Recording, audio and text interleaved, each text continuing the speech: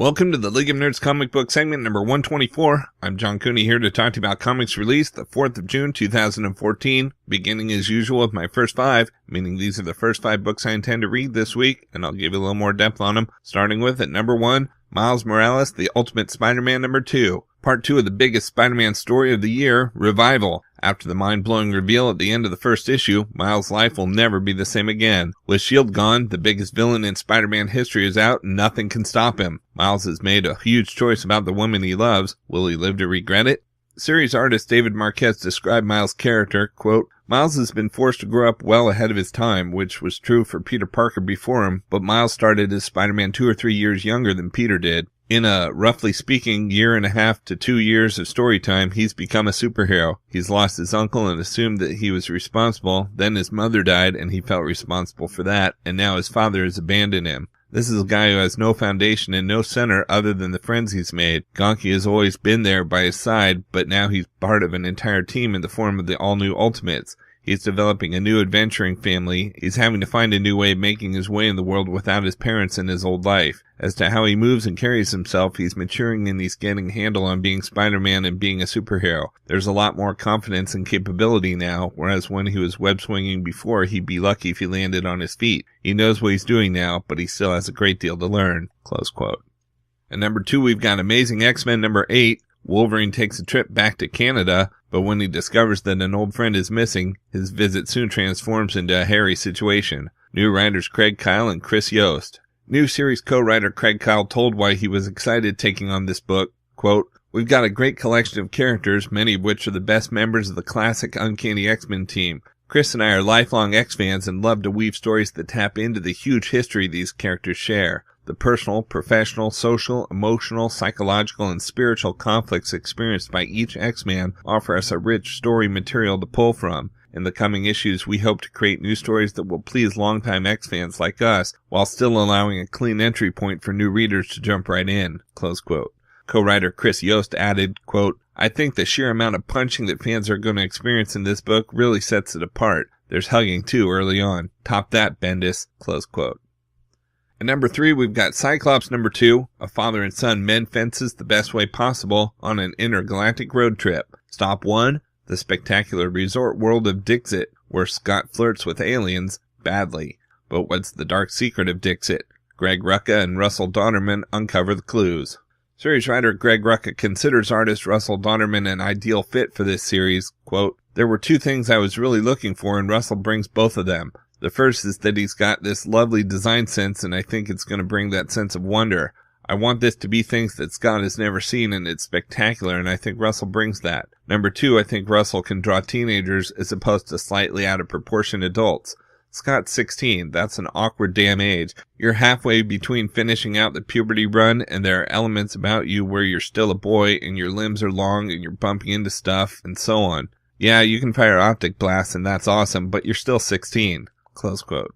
As for the feel of the book, he adds, quote, We want it to be fabulous. It needs to be wonderful. That's one of the things we're working for, and one of the things I'm excited to see how Russell depicts it, because at its root, this is an adventure story, and I want it to be an uplifting one. I want it to be a fun one. There needs to be excitement and drama. There has to be stakes. I don't want to ever lose for Scott. I'm in space with my dad, who's a pirate, and if that isn't the coolest thing, I don't ever want to lose that. Close quote.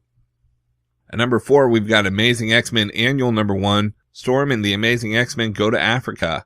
A death in Storm's family sheds light on a new threat to the X-Men.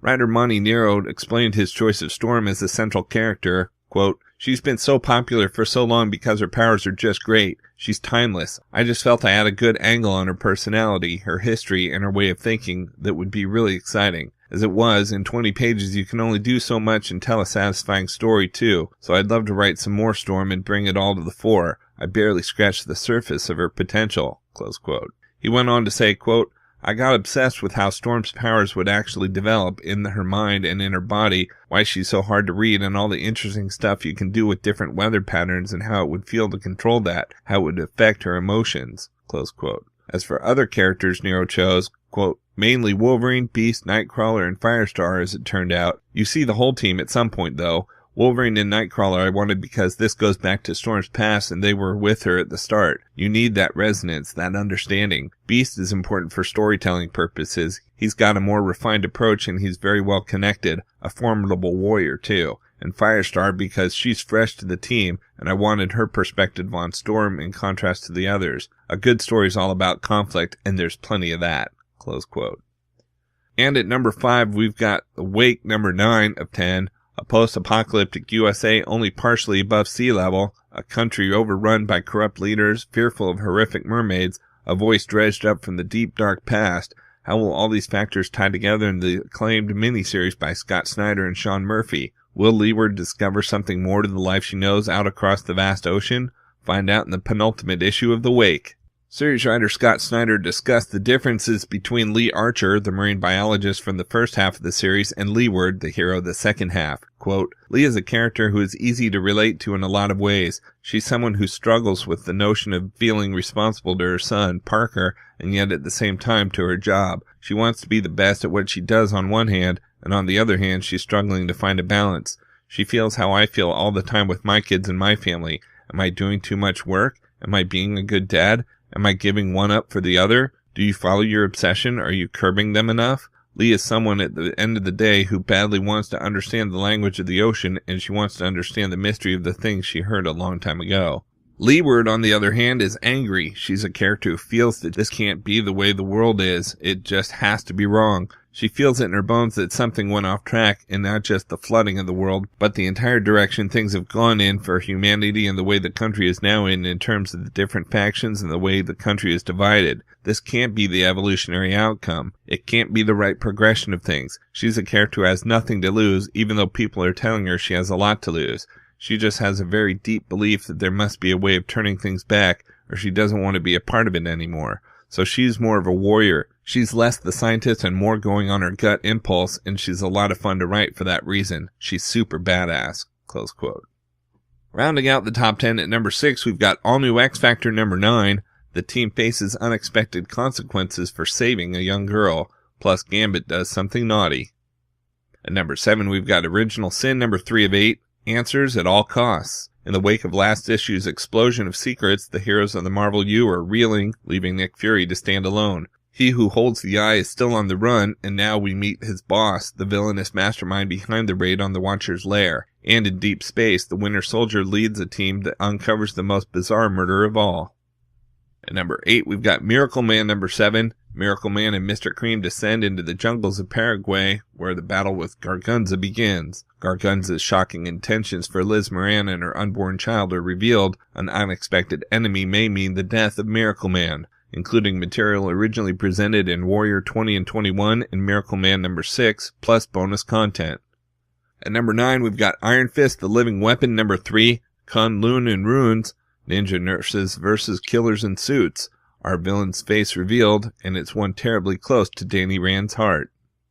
And at number 10, we've got Black Widow number 7, Fog of War. Natasha returns to San Francisco. For the best of the rest from DC Comics, we've got Action Comics number 32. Superman Doomed continues with Enemy of the State as Superman struggles against the Doomsday virus. But is he losing the fight? How much longer can he stay in control? And how far will he be pushed when he's faced with the world against him and a shocking betrayal at the end of this issue? Next, we have Batman Eternal number 9. As the weekly Batman epic continues, the questions continue to mount. In this issue, find out why Batman is in Hong Kong teaming up with Mr. Unknown. We've also got Green Arrow number 32. With Seattle under siege and Diggle in the grip of the crime lord Richard Dragon, the Queen legacy must find a way to move on. But is this even possible given the violent aftermath of the Outsiders' War? A brand new storyline and perfect jumping on point to Lemire and Sorrentino's popular run as Green Arrow Broken begins here. And we've got New 52 Future's End number 5. Mr. Terrific unveils his latest technical achievement, but will it take over the DC Universe? Plus Firestorm's inner conflict explodes. From Marvel Comics, we've got Avengers World number 7. What is Spear? Who are the Ascendant? In the face of an ancient evil, a rising superpower answers the call. Next, we've got Loki, Agent of Asgard number 5. Nobody else would have done it because nobody else would have the nerve. Loki's crew comes together to crack the deepest dungeons of Asgardia itself. It's the ultimate caper, but is there one plot twist too many for even the god of trickery to handle? We've also got Magneto number 5. Magneto continues his crusade of safeguarding the future of mutant kind by whatever means he deems necessary, all while pursued by agents of S.H.I.E.L.D. But now someone new is hot on the trail of the Master of Magnetism, someone with ties to his past. Will she be his greatest ally or his downfall, or both? Next we have Moon Knight number 4. Moon Knight goes somewhere even more messed up than his own mind. Something is happening to the subjects of a sleep experiment that's driving them all insane. Go with Moon Knight to the Mushroom Graveyard Planet for the most troubling and disturbing issue yet. And we've got Punisher number 6, the electrifying conclusion to the dull, soulless story. Will L.A. burn, or can Frank fight fire with fire? And even if Frank can overcome AIM and the Dos Solis, can he escape the ever-tightening noose of the Howling Commandos?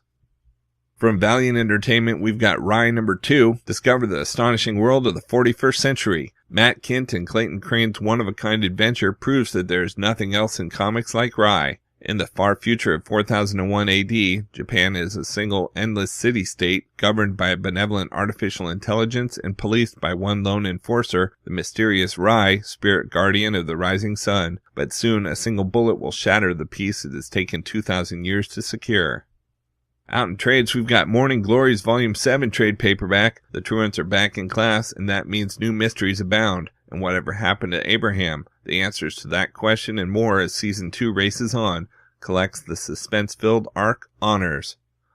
Next, we have Protectors Inc. Volume 1 trade paperback. Chicago is home base for Protectors Inc., a corporation renting out superpowered men and women as franchises and heroes and spokespersons, making money and enjoying prestige and power in a world without superpowered bad guys. But when one of the Protectors is found murdered, the trail begins to lead back to one of his other teammates. None of them want to consider the possibility that one of their own is turned to the dark side, so it falls to Lieutenant Detective John Riley to follow the evidence wherever it goes.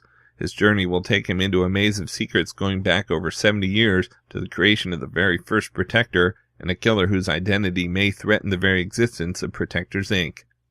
We've also got Batman and Robin Volume 3 Death of the Family trade paperback, and the stories from Batman and Robin 15 through 17, Batman 17, and Batman and Robin Annual number 1, Damian battles the Joker with catastrophic results. What secrets will be revealed?